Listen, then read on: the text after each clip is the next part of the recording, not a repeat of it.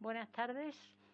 Hemos dejado unos minutos de cortesía, pero creo que tenemos una tarde muy densa con muchas intervenciones y queremos aprovecharla al máximo.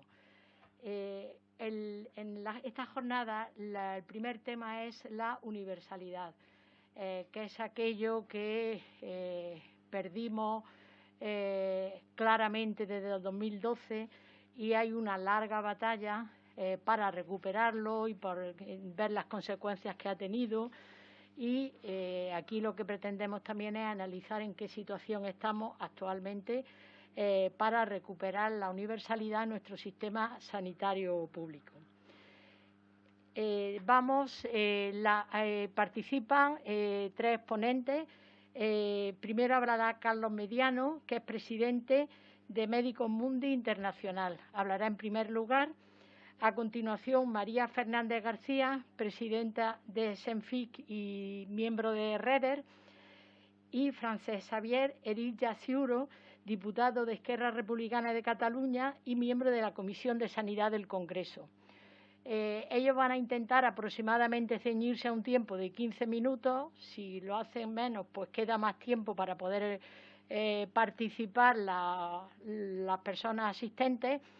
Y cuando terminemos, nos han pedido que por favor dejemos un par de minutos aquí, o sea que no suba a la mesa siguiente enseguida porque limpian antes de que venga el grupo siguiente. Es decir, que no os precipitéis, que hay tiempo para... Entonces, con esa preámbulo, le doy la palabra a Carlos Mediano, que empezará la intervención de esta mesa.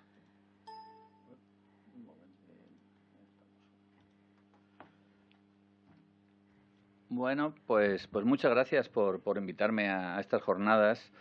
Y digamos yo posiblemente lo que quisiera plantear es a lo mejor un contexto general, ¿no?, de la problemática, de dónde estamos y cómo los problemas que podemos tener aquí se están engarzando con los problemas que existen en otros lugares del planeta, que al final son comunes, ¿no?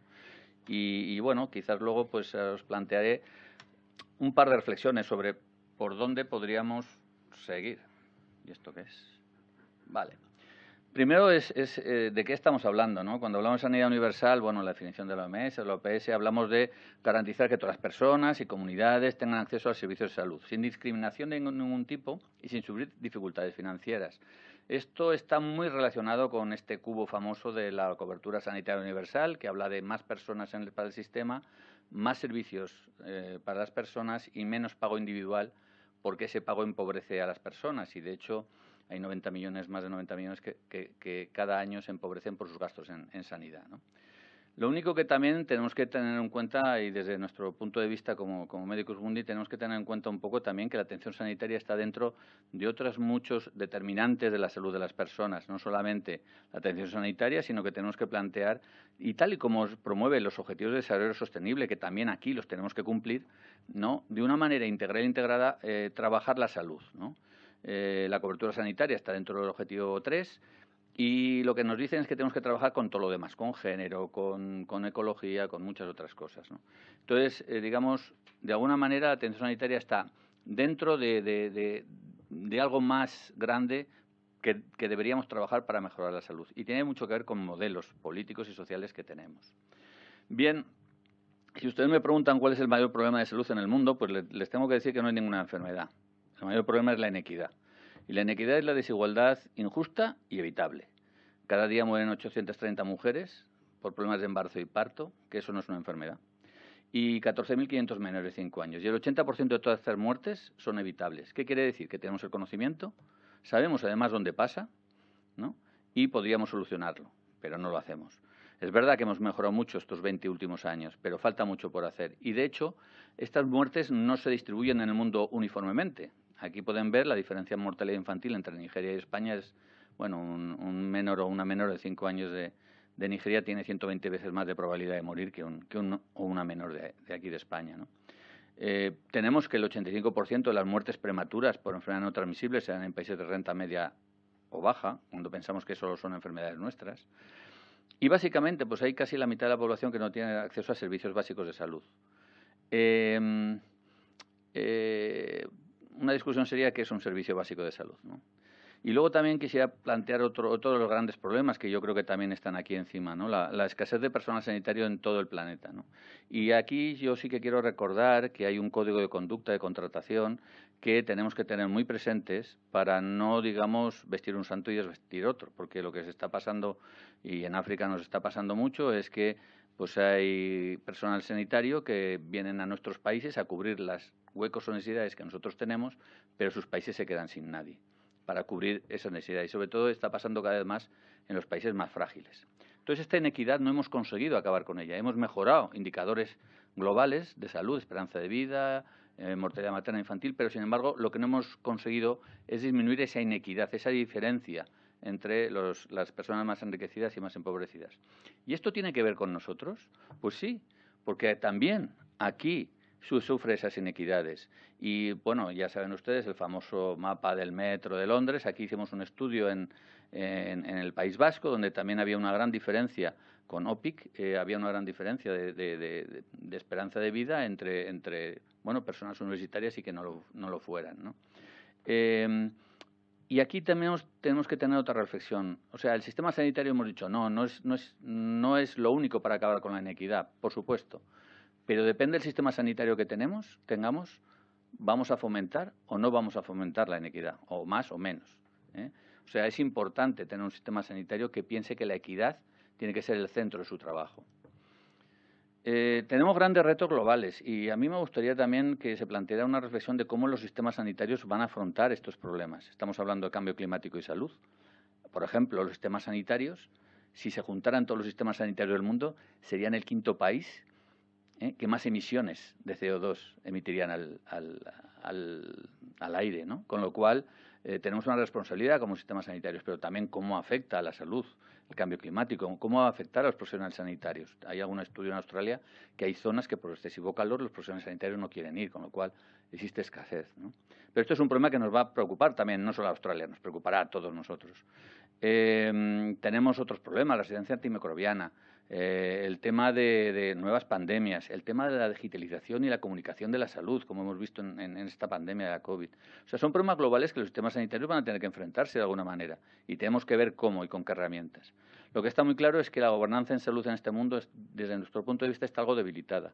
La OMS, que en teoría es un poco la garante pública de salud mundial, pues ha tenido en estos años pues muchos ataques y, digamos, tampoco tiene la capacidad ella misma de poder ser muy independiente. ¿Por qué? Porque los países decidieron hace mucho no aumentar sus cuotas obligatorias y lo que se nutre la OMS es de cuotas voluntarias. ¿Qué quiere decir esto? Pues que hay empresas o países que deciden pagar para hacer alguna cosa que puede o no puede estar orientado por la OMS. O sea, necesitamos una Organización Mundial de Salud más fuerte, más independiente, pero también más transparente y más participativa, ¿no? Tenemos que apostar por unos sistemas sanitarios públicos que se orienten hacia todas las personas, pero en todo el mundo. O sea, yo creo que lo que sí que tenemos que tener la reflexión de que lo que no podemos hacer es pensar en una sanidad universal solo para nosotros, porque ya la palabra universal desaparecería. La cuestión es que tiene que tener una base mundial. O sea, lo que hagamos tiene que ser algo que promovamos en todo el mundo, ¿no? En ese sentido, para nosotros creemos muy importante que es importantísimo potenciar el papel de la atención primaria de salud, no solo como la puerta de entrada de la población, sino también como un espacio de participación donde las personas puedan empezar a participar para tomar decisiones de salud, algo que en este momento, y por ejemplo, a lo mejor tendríamos muchos ejemplos en América Latina y en África de esto, que aquí no está pasando, ¿no? Bueno, hay algo, pero no tan potente. Es como si eso fuera solamente para los países empobrecidos y creo que tiene un valor añadido a lo que estamos haciendo, por ejemplo, aquí con la atención primaria de salud. Evidentemente, la multidisciplinaridad de la que hemos hablado, pues ¿qué tendríamos que hacer? Potenciar la salud pública, que es trabajar la salud en todas las políticas y todas las políticas en salud. Necesitamos, de alguna manera, que el papel de la salud pública se ponga pues en valor, no solamente que sea, digamos, la hermanita pobre del sistema sanitario. Y por último, pues nada, comentaros que no podemos pensar que podamos tener un sistema sanitario universal o equitativo solamente nosotros y los demás. No, creo que esta pandemia nos ha mostrado las interconexiones que cada vez más va a haber entre la salud de todas las personas. Y esta es una frase que dijo Cordaid, que es una rama de Médicos Mundo Internacional holandesa, que decía: el mundo entero seguirá siendo vulnerable hasta que en todos los lugares tengan sistemas de salud sólidos, ¿no? Entonces, apostemos por un sistema sanitario sólido, equitativo y que centrado en las personas aquí, pero también apostemos por eso en el resto del mundo. Muchas gracias.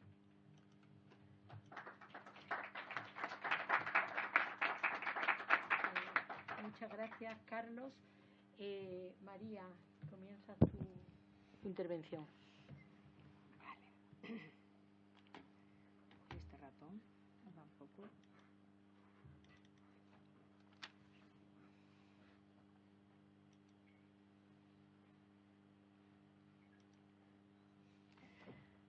Bueno, uy, espérate, igual, es que el micrófono está ahí. O me pongo allí, me da igual, ¿eh? ¿Se oye? Bueno, muchas gracias por estas jornadas que van a permitir poner voz a todas estas personas que han sido excluidas en estos últimos años de nuestro sistema sanitario, que sí que antes era universal. Y hablar de sanidad universal en España y de la lucha por recuperar un modelo de referencia es hablar de REDER. REDER, que actualmente la integran más de 300 organizaciones, se constituye en el año 2013 como una red de organizaciones y movimientos ciudadanos con el objetivo de combatir la reforma sanitaria impuesta mediante el Real Decreto Ley del 16/2012, que dejaba sin derecho a la atención sanitaria a miles de personas inmigrantes que vivían en España. Los objetivos que nos propusimos cuando se conformó REDER fueron documentar y denunciar los efectos de la exclusión sanitaria, visibilizar las acciones de rechazo a la exclusión en todo el territorio, promover el cambio legislativo para defender una sanidad pública y universal y, sobre todo, para dar voz a las personas excluidas. El camino a la universalidad, y aquí creo que no toca mucho tampoco el recordar, pero a lo mejor no está de más, ya empieza, había sido de largo, que parecía que lo estábamos consiguiendo, ya en el año 78, con nuestra Constitución, habla del derecho a la protección de la salud, luego llega la Ley General de Sanidad en el 86 y se crea el Sistema Nacional de Salud con titularidad de derecho a todo el que tenga residencia en el territorio nacional. La Ley de Extranjería en el 2000 da un paso más y habla ya de que las personas extranjeras tendrán derecho a ser atendidos en igualdad de condiciones en unos determinados supuestos y ya finalmente con la Ley General de Salud Pública se avanza en la titularidad universal del derecho a la salud. Recuerden ustedes que desde el 1 de enero del 99 la sanidad se financia íntegramente por los impuestos generales que paga toda la ciudadanía. De hecho, nuestros principios básicos del Sistema Nacional de Salud hablan de la universalidad. Sin embargo, cuando en el año 2012 el Real Decreto Ley se promulga, ya en ese momento creímos y pensábamos que era una reforma regresiva y teníamos que luchar contra ese decreto. Y en septiembre del 2012 entra en vigor el decreto donde arranca el camino hacia la no universalidad que habíamos estado construyendo, como he dicho anteriormente, y se excluye del sistema a cerca de 1 millón de inmigrantes que vivían en nuestro país. Tenemos que recordar, y voy a leer textualmente porque creo que se nos ha ido olvidando, que la Declaración Universal de los Derechos del Hombre habla de que el derecho humano a la salud es un derecho universal de todas las personas sin distinción. A este respecto, no podemos olvidar que el derecho de toda persona al disfrute del más alto nivel posible de salud física y mental, recogido en el artículo 12 del Pacto Internacional de los Derechos Económicos, Sociales y Culturales, constituye una obligación vinculante para el Estado español. Esta obligación se extiende de forma particular a los colectivos más vulnerables, en aplicación de los principios de equidad y no discriminación, tal y como se recoge en la observación general número 14 de este comité. Por lo tanto, el 28 de julio del 2018, el Consejo de Ministros aprueba el Real Decreto Ley 7/2018 sobre el acceso universal al Sistema Nacional de Salud con el objetivo de garantizar el derecho a la protección de la salud y a la atención sanitaria, en las mismas condiciones a todas las personas que se encuentren en el Estado español, reconociendo la universalidad en la atención, que esa universalidad no solamente va a redundar en la mejora de la salud individual, sino también en la salud colectiva de toda la población. Sin embargo, estas buenas intenciones que inicialmente En Reder sentimos un gran alivio y nos pusimos muy contentos cuando se promulgó este Real Decreto.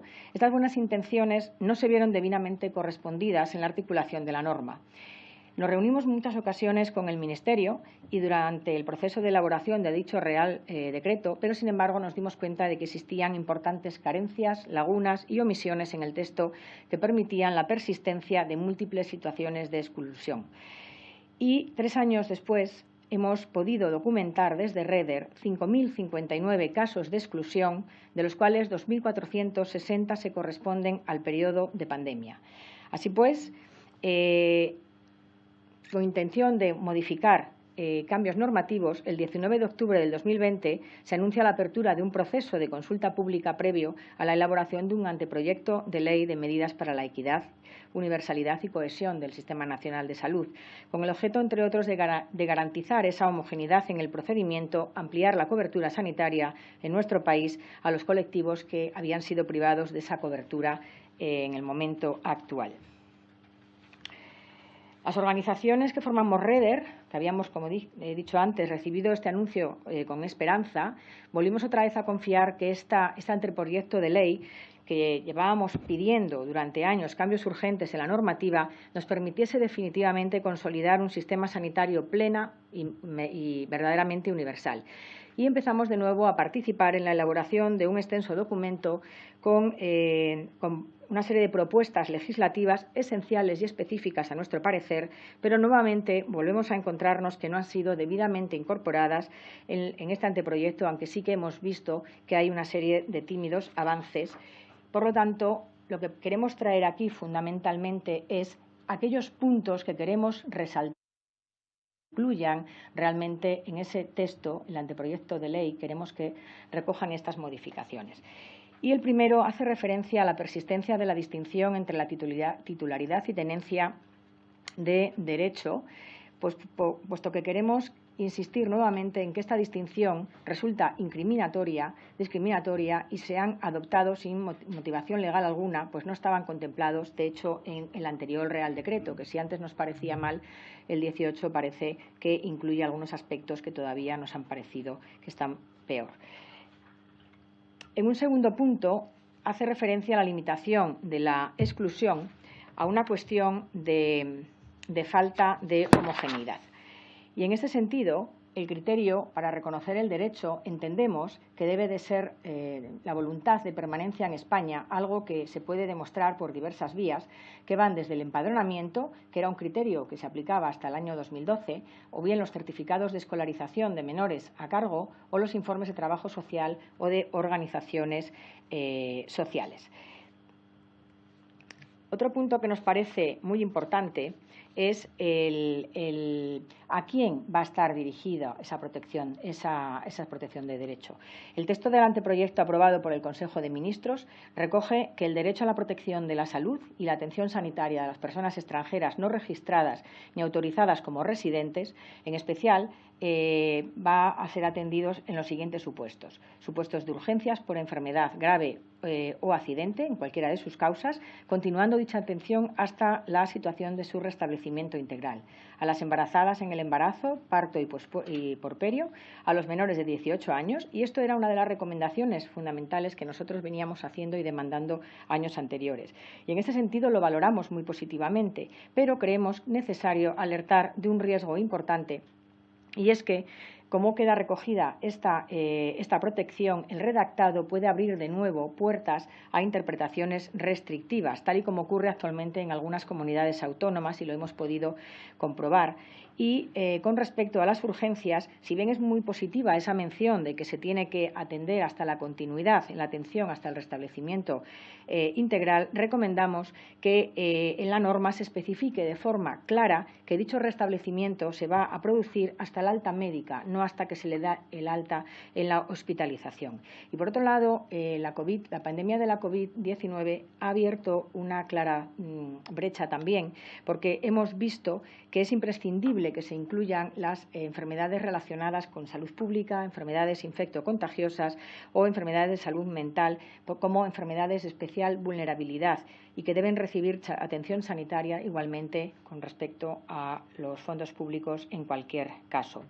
Por todo ello, lo que hemos hecho en este punto es elevar una propuesta de enmienda recomendando modificar el artículo 3 de la Ley 16/2003 en los siguientes términos, que hacen, como he dicho antes, referencia a los titulares de derecho, que son los que en la diapositiva se refieren. Pero, asimismo, en la enmienda solicitamos que las administraciones públicas orienten sus acciones en materia de salud, incorporando medidas activas que impidan la discriminación de cualquier colectivo de población que por razones culturales, lingüísticas, religiosas o sociales o de discapacidad tengan especial dificultad para poder acceder a las prestaciones sanitarias, con una especial mención a la prestación farmacéutica y de esa manera poder evitar las situaciones de pobreza farmacéutica.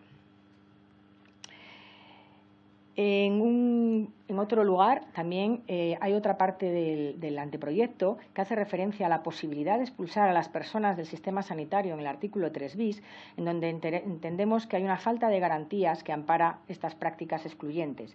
Y para ello es fundamental que pongamos el foco en esa posibilidad de acceso telemático a los datos sobre la situación administrativa de los extranjeros sin contar con el consentimiento del interesado, que ha permitido que en algunas comunidades autónomas se les pueda quitar directamente de los sistemas de base de información y que de esa manera van directamente, en el momento en el que acceden a los centros de salud, por ejemplo, a un centro hospitalario, es muy difícil que puedan ser atendidos por los múltiples trámites que van a tener que requerir y, por otro lado, porque es como que son personas que no están ya en el sistema. Y algo que llevamos ya peleando desde el principio y que es muy, muy flagrante es la situación de las personas ascendientes reagrupadas. El texto aprobado por el Consejo de Ministros en la primera vuelta, en principio, no recoge ninguna medida dirigida a corregir la situación de absoluta exclusión en la que permanecen las personas ascendientes que llegan a España a través de un proceso de reagrupación familiar. Sin embargo, se nos ha informado que esta omisión se debe a que aún todavía se está estudiando una fórmula para poder reconocer este derecho a la atención y que finalmente en una segunda vuelta se va a incorporar medidas para poder garantizar el derecho a estas personas. Sin embargo, entendemos que estas personas que se consideran residentes, pero se les obliga a aportar un seguro médico que cubra su atención sanitaria en España, entendemos que es una exclusión sin base en el derecho comunitario y solicitamos que haya una modificación en el texto, ya que no existe ninguna previsión en el derecho comunitario que justifique la exclusión de las personas ascendientes. Aquí pueden ver algunas de las organizaciones que forman parte de REDER, que como he dicho son más de 300, será imposible en una diapositiva plasmarlas todas. Pero, al igual que comentaba antes Carlos, es muy importante que retomemos la universalidad en nuestro sistema sanitario, por lo que he expuesto anteriormente, ¿no? Pero además, como ha dicho antes Carlos, ya la OMS y las Naciones Unidas llevan recomendando desde hace años, y España lo está desoyendo. Dentro de los objetivos para el desarrollo sostenible asumidos por todos los miembros de las Naciones Unidas, que deberían de alcanzarse ya para el 2030, y el tiempo pasa muy deprisa, está en garantizar una vida sana y promover el bienestar para todas, en todas las edades, y una meta específica: lograr la cobertura sanitaria universal y, en particular, la protección contra los riesgos financieros, el acceso a los servicios de salud esenciales, de calidad, y el acceso a medicamentos y vacunas seguros, eficaces, asequibles y de calidad para todos.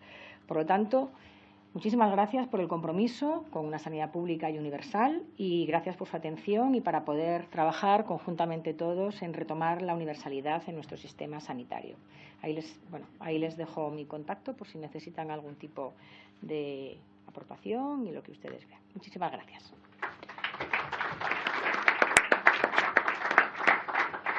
Muchas gracias, María. Creo que todas las personas están adaptándose y casi recortando el tiempo que teníamos previsto, con lo cual vamos a poder tener intervenciones posteriormente. Ahora habla Xavier Erilla, de Izquierda Republicana. No tengo, no. Muchas gracias. Ante todo, quisiera agradecer a la Federación de Asociaciones para la Defensa de la Sanidad Pública por la celebración y organización estas jornadas. Creo que es un buen momento para celebrar esas jornadas realmente y en previsión un poco del panorama que estamos viendo y realmente hacia toda la maquinaria legislativa que se está poniendo en marcha para intentar tratar precisamente temas que planteamos aquí. Muchos de los temas que voy a comentar o voy a apuntar son evidencias que mis compañeros han ido repitiendo, pero creo que es importante dejarlo muy claro, ¿no? Y más al final voy a hablar un poco desde la perspectiva de cuáles son los elementos legislativos o cuáles son aquellas herramientas legislativas precisas para trabajar, ¿no? Y también un poco desde la experiencia de la gestión sanitaria desde Cataluña, que la conocemos bien, cuáles son aquellos campos o aquellos espacios donde realmente se puede trabajar desde la universalidad y lo que sería la equidad en ese sentido para que llegue a todo el mundo, ¿no? Está muy claro que es un derecho humano y que, por tanto, emana de un derecho universal individual y, por tanto, es fundamental, es un elemento clave de esos derechos individuales y universales que son claves. Por lo tanto, tiene una consideración mucho más importante, si me dejáis decir así, ¿no? Mucho más importante que muchos otros derechos. Es un elemento clave y fundamental de la propia libertad, incluso personal, de cada uno, ¿no? Y está claro que la salud es uno de los pilares del bienestar que precisamente permite reducir esas desigualdades. La buena atención a la salud permite reducir esas desigualdades que pueda haber entre aquellas personas, ¿no? que de alguna manera ya tienen desigualdades en todos los campos. La salud, el poder acceder a la salud, a una buena salud, es un elemento fundamental, ¿no? Y precisamente por ello la reivindicación histórica de la mejora de la protección social de las clases populares se ha centrado especialmente, precisamente en aquellas condiciones sanitarias, en las laborales, las de trabajo y las educativas. Son los tres grandes pilares del estado del bienestar. Y se establecen siempre con principios de justicia social. Entendemos que la justicia social realmente son esos grandes pilares que permiten un poco hablar de principios de universalidad y de equidad, ¿no? Para cualquier ciudadano, ¿no? Eso es muy básico, entra muy básicamente por qué es tan importante hablar realmente de universalidad y equidad en ese sentido, ¿no? Desgraciadamente, el acceso universal y equitativo a unos servicios sanitarios de calidad se hace todavía hoy de forma muy desigual. Y no se puede garantizar de forma equitativa en muchos espacios, ¿no? En muchos campos. Y, por lo tanto, para nosotros es tan importante hablar no solo de universalidad, sino incluso de desigualdad del servicio. Para nosotros es importantísimo hablar de que es un elemento, la no equidad, el no acceso a los servicios públicos, es un elemento importantísimo de desigualdad social. La desigualdad en salud implica diferencias inaceptables causadas por condiciones sociales y económicas fundamentalmente. Esto ha de quedar clarísimo. Por ejemplo, la mayoría de trastornos de salud son más frecuentes precisamente en aquellas personas de condiciones socioeconómicas más desfavorecidas. Por lo tanto, es un elemento clave. Pero es que también las desigualdades en el acceso a la salud de calidad también está ahí, también entran y tienen a ver los factores económicos y sociales. También los territoriales, ¿eh? También hay la falta de equidad territorial, precisamente sobre qué prestaciones o qué capacidades tienen los ciudadanos para poder acceder a un sistema sanitario o no. En todo caso, lo que es importante es que, sobre todo y fundamentalmente, lo que marca esas diferencias, esas desigualdades, son básicamente factores socioeconómicos, ¿no? Y en ese sentido sí que, a ejemplo un poco del primer ponente, sobre el tema de las inequidades, ejemplos de inequidades. Pues, por ejemplo, en Barcelona, la diferencia de esperanza de vida más extrema, de 10 años, incluso en dos barrios de Barcelona, serían, por ejemplo, en Sarrià, Sant Gervasi, y el barrios más pobres, que es Nou Barris, hay una diferencia de 10 años. Por lo tanto, es una diferencia importantísima, y aquí sí que realmente se ve el factor socioeconómico como afecta directamente sobre la calidad, ¿no?, de vida. O incluso más pronto, se ha visto una diferente incidencia acumulada de personas diagnosticadas de COVID-19 por cada 100.000 habitantes por barrio de residencia y sexo en la ciudad de Barcelona. Y, por lo tanto, se ve precisamente que en zonas donde hay una capacidad mucho más importante, zonas ricas, barrios ricos, no hay una incidencia tan grande como en zonas más pobres. Por lo tanto, aunque se quiera evitar, aunque se hable poco de esto, realmente hay una incidencia importantísima, ¿no? O incluso por género, el establecimiento del patrón de normalidad en torno al modelo de los hombres y de un determinado tipo de hombre ha invisibilizado muchas veces a las mujeres y a los hombres que se alejan precisamente de ese estereotipo. Por lo tanto, cuando hablamos de universalidad, estamos hablando de un concepto de universalidad, ¿no? Bajo la normativa o esa universalidad, la aproximación a la salud de las personas se realiza a partir del modelo heteropatriarcal y con la voluntad de mantener el control sobre el cuerpo de las mujeres, medicalización de sus procesos fisiológicos, falta de investigación sensible a los fenómenos de género o uso sesgado de algunos conocimientos. Para poner un ejemplo, siempre hemos estado hablando de qué trato tiene la fibromialgia, por ejemplo, precisamente porque es un tipo de enfermedad poco diagnosticada, poco investigada, porque afecta a un 90% de mujeres. Y precisamente por ese sentido, muchas veces incluso está estigmatizada esta enfermedad y socialmente incluso está mal vista. Lo digo porque todavía sigue pesando mucho encima lo que sería esa desigualdad de género en ese sentido, ¿no? La investigación, precisamente hago una referencia, que la investigación encargada por el gobierno británico, Black Report, rompe el mito establecido que durante los años de la posguerra, después de la Segunda Guerra Mundial, se había llegado a una situación mucho más igualitaria, se decía, ¿no?, en relación a los niveles de salud de los diferentes grupos y clases sociales. Recordé que era el pacto, ¿no?, por el estado del bienestar, ¿no? Pero Townsend, un redactor principal precisamente de este informe, él hace referencia y dice: a pesar de los 30 años de un Servicio Nacional de Salud británico, expresamente dedicado a facilitar una atención igual para todos, sigue existiendo un notable clasismo de los estándares de salud. Quiere decir que, lejos de lo que se creía, realmente continúa habiendo un alejamiento, una desigualdad, ¿no? Elementos que creemos que es importante. Creemos que es muy necesario y se tiene que volver a recuperar en la aplicación del principio de discriminación positiva para corregir situaciones de desigualdad. Fíjense que ya no se habla, nadie está hablando de discriminación positiva y por lo tanto creemos que es fundamental. Y sobre todo, ¿por qué? Porque no todo el mundo parte de la misma posición y de oportunidades. Y por tanto, esto acaba afectando sí o sí a los más vulnerables, aquellos que no solo vulnerables en cuestiones de salud, sino incluso vulnerables a nivel económico y social. Por lo tanto, la discriminación positiva es un elemento que tendríamos que volver a recuperar para intentar reequilibrar esas desigualdades, ¿no? Y luego también, aquí sí que lo dejo caer, vigilar mucho el nuevo discurso que he oído de la extrema derecha y probablemente algunos diputados aquí hemos oído, ¿no?, de que todo el mundo tiene derecho a poder elegir una salud de calidad. Está muy claro hacia dónde vamos, ¿no? Porque la respuesta que muchas veces hacemos nosotros es que sí, todo el mundo tiene derecho a escoger la salud de calidad y, por tanto, contratar, ¿no?, seguros médicos o contratar asegurancias médicas, pero en todo caso no todo el mundo tiene la misma oportunidad para acceder a una buena calidad. Por eso es tan importante la salud pública en ese sentido, ¿no?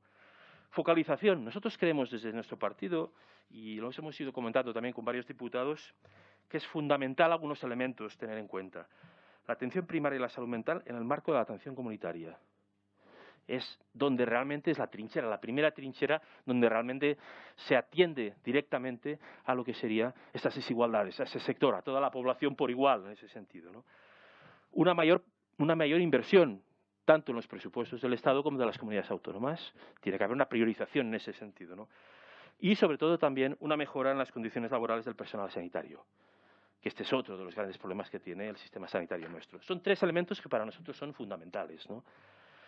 ¿Qué se está haciendo a nivel legislativo? Y con esto ya cierro. Se ha hablado perfectamente de la Ley de Equidad Universal, de Universalidad y Cohesión del Sistema Nacional de Salud, que modifica anteriores normativas, no es que está en fase de anteproyecto. En todo caso, es importante las indicaciones que nos han apuntado y, en todo caso, tenemos que vigilar mucho con ese tema, tener en cuenta, sobre todo, este tema de las desigualdades en base a las condiciones socioeconómicas, vigilar mucho con el principio de equidad territorial, y a veces se utiliza mucho el principio de que hay territorial, no hay inequidad territorial y por lo tanto hay diferencias de trato o de acceso a las comunidades autónomas, ¿no? Es verdad, eso es verdad, pero también es verdad que hay comunidades autónomas que invierten y otras que no invierten. Y por lo tanto, en todo caso, lo que se puede establecer es una ley mínima de bases que establezca que todo el mundo tenga que llegar a unos mínimos y a partir de aquí cada comunidad que haga un poco la prioridad que considere. Si la prioridad de una comunidad es reforzar el sistema sanitario, pues a partir de aquí tiene esa fuerza. Pero los mínimos sí que se deben preservarse. Pero no perder el norte de donde realmente se crean esas desigualdades no es precisamente en los territorios de las comunidades autónomas, sino incluso, como os he dicho antes, en la misma Barcelona o incluso de diferencias socioeconómicas de cada uno de los ciudadanos. Eso es básico. Intentar que no nos desvíen la atención, porque realmente donde hay desigualdades importantes es en esta línea, ¿no? Y otro elemento importante, que aquí sí, ya para terminar, quería destacar, que es el desarrollo. Sería muy importante en esta legislatura el desarrollo e implementación de las estrategias de atención primaria y de salud mental. Hay unas estrategias de atención primaria y salud mental que no se están desarrollando y que precisamente, y por otro lado tendría que haber una estrategia de salud comunitaria, todo eso en un mismo pack, en un mismo trabajo. Esto sería, para nosotros, sería la garantía de que todo el mundo tenga el mismo acceso a los servicios sanitarios de calidad. Es lo que decía, es la base donde todo el mundo tiene capacidad de acceso directo con unos servicios mínimos, unos servicios que luego tendríamos que definir cuáles son esos servicios básicos mínimos, ¿no? ¿Por qué es importante esta reactivación, ¿no? O esa implementación de las estrategias? Básicamente porque nos permitiría reactivar la actividad asistencial en los niveles anteriores al COVID-19. Y por otro, permitiría un seguimiento. La atención primaria es la única que permite un seguimiento, y la comunitaria permite un seguimiento personalizado y directo con los más vulnerables, ¿no? Y con los que realmente tienen, y los crónicos, los que tienen realmente enfermedades crónicas, ¿no?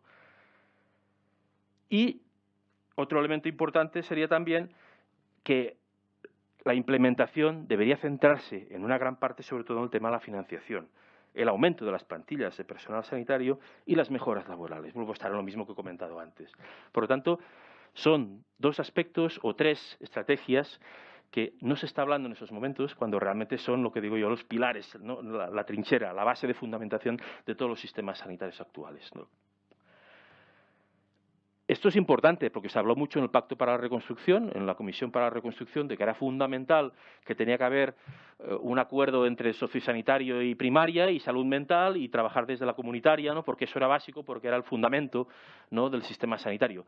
Actualmente, fíjense que en los presupuestos es mínimo las aportaciones que hay. Por lo tanto, nos preocupa, ¿no?, que la prioridad en esos momentos del Gobierno actual no sea esto precisamente, que se lleve a acuerdo, sino que sean otras prioridades, ¿no? Por eso para nosotros es muy importante que al ser efectivos desde el punto de vista práctico, desde la experiencia que tenemos nosotros, por ejemplo, en Cataluña, de la gestión del día a día, donde realmente se resuelve esos elementos de desigualdad, esa falta de equidad por cuestiones socioeconómicas, es realmente precisamente la atención primaria. Es lo que es la primera atención, ¿no? La atención de trinchera, que es que tiene primer contacto con el ciudadano, ¿no? Y en ese sentido permitía un poco equilibrar un poco lo que sería poder ofertar al ciudadano una salud de calidad. Luego veríamos realmente, lo que decíamos antes, cuáles podían ser esos servicios básicos, aunque teniendo en cuenta de que la cartera de servicios tendría que ampliarse, evidentemente. Muchas gracias.